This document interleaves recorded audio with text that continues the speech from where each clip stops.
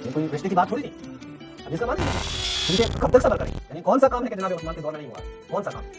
आप वो अफराद जो रसूलुल्लाह के लिए बाइस अज़ियत बने थे, या जिनको रसूलुल्लाह ने बाकायदा निकाला था, या जो रसूलुल्लाह का मजाक उड़ाते थे, तो सारे के सारे मुसल्लत किए गए मुसलमानों की गर्दनों पर। अब वो अफराद जो रसूलुल्लाह के लिए बाइस अज़ियत बने थे, तो सारे के सारे मुसल्लत किए गए मुसलमानों की गर्दनों पर। बिस्मिल्लाहिर्रहमानिर्रहीम, अस्सलामु अलैकुम वरहमतुल्लाहि वबरकातुहू। नाज़रीन, हमारी बहस अहले सुन्नत की कुतुब में तहरीफ़ात के ऊपर चल रही थी और आज हम उसी तहरीफ़ात के ऊपर बात कर रहे हैं। देखें, अहले सुन्नत ने बचाने के लिए यही तहरीफ़ात तो इसीलिए की हैं, लेकिन ज़ाहिर है आप देख सकते हैं, इससे आपको अंदाज़ा हो जाएगा कि अहले सुन्नत के कौन से मुहद्दिसीन ये ख़यानत करते थे, इल्मी ख़यानत करते थे और अहादीसों में रद्द बदल करते थे, अहादीस को तहरीफ़ का शिकार करते थे। अहले सुन्नत के कौन कौन से मुहद्दिसीन, क्योंकि आपको भी मालूम होगा अहादीसों में इस तरह के जो मवारिद हैं वो बहुत सारे बयान भी हो चुके हैं, मज़ीद भी बयान हो जाएंगे। आज जो हम आपके सामने बयान करते हैं वो जनाब उस्मान के हवाले से है। अगर आप ये देख लें, ये सहीह मुस्लिम है, सहीह मुस्लिम अगर स्क्रीन पे आ जाए, सहीह मुस्लिम है जो कि अहले सुन्नत के यहाँ दूसरी सबसे बड़ी मोतबर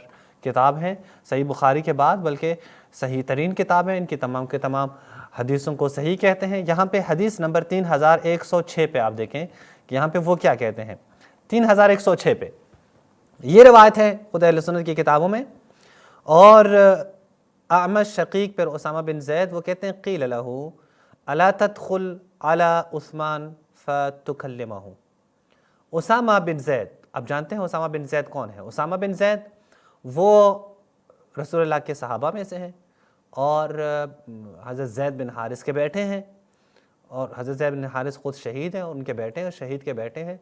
और रसूलुल्लाह ने आखिरी उम्र में, यानी बिल्कुल उनके वफ़ात के शहादत के बिल्कुल कुछ अय्याम पहले इनको एक लश्कर का अमीर भी मुकर्रर करके रसूलुल्लाह ने इनको मुकर्रर किया था और लोगों ने एतराज़ भी किया था। अब यहाँ पे उसामा बिन ज़ैद को लोगों ने कहा कि अल्ला तदखुल अला उस्मान फतुकल्लिमहु। अगर स्क्रीन पे आ जाए, अला तदखुल अला उस्मान फतुकल्लिमहु, क्या तुम उस्मान के पास नहीं जाते, फतुकल्लिमहु, कि तुम उस्मान से बात कर लो, कोई बात तो थी। यानी ये दरअसल उनको भेज देते हैं कि आप जाएं उस्मान के पास, वो जो काम कर रहे हैं उनसे बात करें कि अल्लाह के बंदे इस तरह के काम ना करें। फ़क़ाल, तो जनाबे उसामा बिन ज़ैद ने क्या कहा, अतुरौना अन्नी ला उकल्लिमुहु इल्ला उस्मिउकुम, क्या तुम ये समझते हो कि मैं उनसे कोई बात नहीं करता मगर ये कि मैं तुम्हें बता दूं? वल्लाहि लक़द कल्लमतुहु फ़ीमा बैनी व बैना, खुदा की कसम, खुदा की कसम, कसम भी खा रहे हैं, खुदा की कसम, मैंने बताया है, कई दफ़ा उनसे बात की है कि जिस रवेश पे तुम जा रहे हो, जिस उसलूब पे तुम जा रहे हो, ज़ाहिर है हदीस का माना यही है, ये कोई रिश्ते की बात थोड़ी थी, हदीस का माना यही है। मादूना अन अफ्ततिहा अमरन ला उहिब्बु अन अकूना अव्वल मन फतहा, मैं नहीं चाहता कि सबसे पहले बंदा मैं बन जाऊं, कि मैं इस अमर खलीफा खिलाफत के खिलाफ उठ जाऊं, इस खलीफा के खिलाफ उठ जाऊं। मैं नहीं चाहता कि ये जो अब इस खलीफा के खिलाफ इक़दामात उठाए जाते हैं, ये जो लोगों के अंदर अब जो है ये बात आ रही है, एतराज़ किए जा रहे हैं, तो मैं नहीं चाहता कि अमली मैदान में सबसे पहला बंदा मैं बन जाऊं। कन्फर्म था, ये वाज़ेह था कि लोगों ने उठना है, ये वाज़ेह था। चूंकि कब तक सब्र करें, यानी कौन सा काम है कि जनाब उस्मान के दौर में नहीं हुआ है, कौन सा काम है? आप वो अफराद के जो रसूलुल्लाह के लिए बाइस अज़ियत बने थे, या जिनको रसूलुल्लाह ने बाकायदा निकाला था, या जो रसूलुल्लाह का मजाक उड़ाते थे, वो सारे के सारे मुसल्लत किए गए मुसलमानों के गर्दनों पर। तो जाहिर है एक दिन तो फिर मुसलमानों ने उठना है। अब वाज़ेह तरीन अफराद, यानी ऐसे अफराद के जिनको रसूलुल्लाह ने जलावतन किया मदीने से, ऐसे अफराद के जिनके बारे में रसूलुल्लाह ने हुक्म दिया था कि कत्ल किया जाए, और उठा के उनको गवर्नर बनाया जा रहा है। अजीब बात नहीं है? वैसे लोगों ने मुखालिफत नहीं करनी, लोगों ने तो मुखालिफत ही करनी है। वला अक़ूलु लिअहदिन यकूनु अलैया अमीरा इन्नहु खैरुन नास बअदमा समिअतु रसूलल्लाह सल्लल्लाहु अलैहि व आलिहि यक़ूल। ये पूरी हदीस है कि अब मैं इस हदीस से कोई सरोकार नहीं है, لیکن میں اس حدیث اس حدیث کا معنی کیا ہے، اس حدیث میں پتہ نہیں کیا بات ہو رہی ہے، اس سے بھی مجھے کوئی سروکار نہیں ہے۔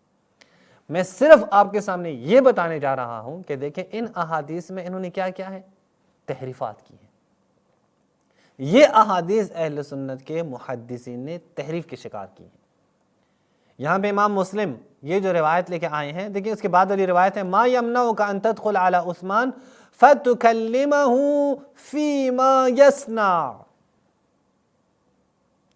وہ کہتے ہیں کیوں داخل نہیں ہوتے عثمان کے پاس، جائیں وہ جو کام وہ کر رہے ہیں اس کے بارے میں بات کریں اس سے،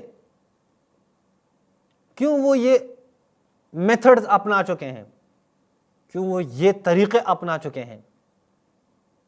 تو ایک صحابی سے تقاضا کیا جاتا ہے، اسامہ بن زید سے، تم جاؤ اور بات کرو ان سے۔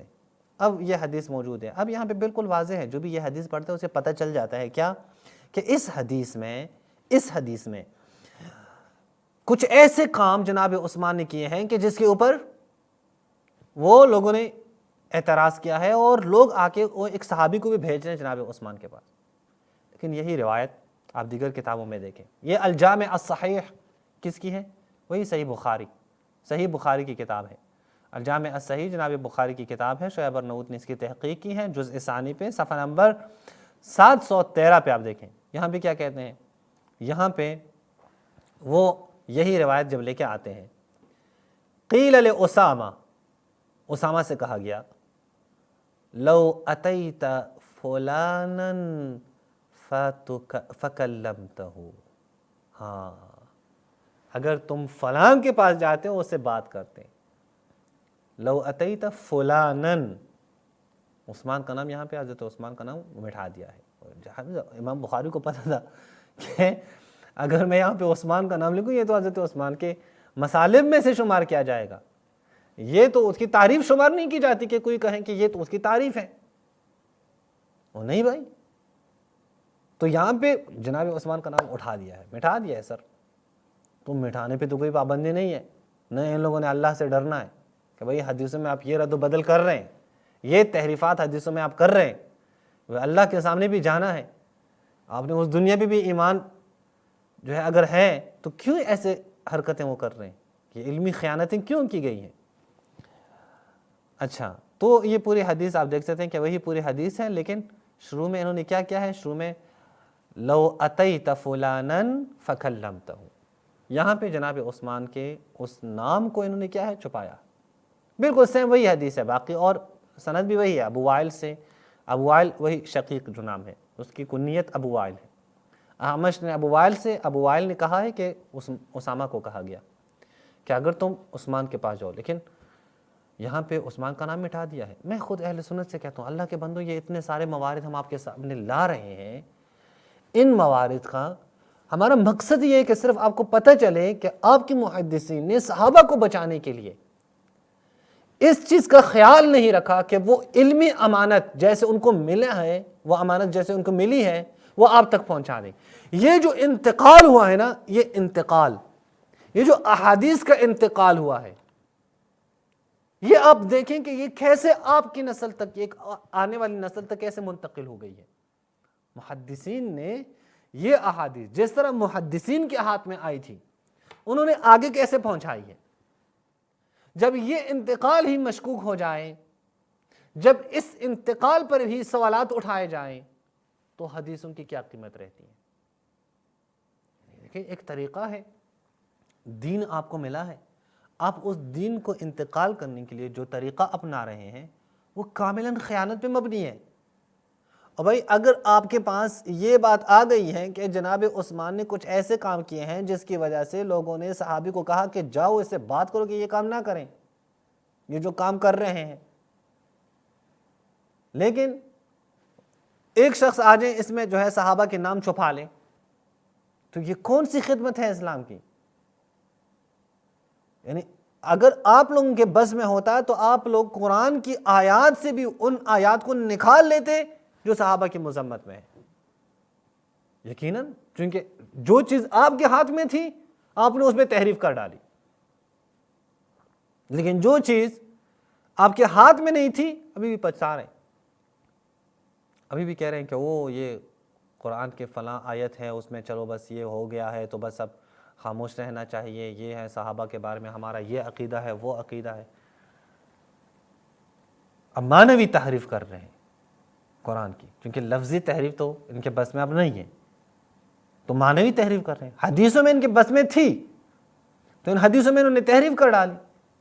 کتنے موارد ہیں کہ میں نے آپ کے سامنے رکھ لیے کہ دیکھیں ان احادیث میں انہوں نے تحریف کی ہے۔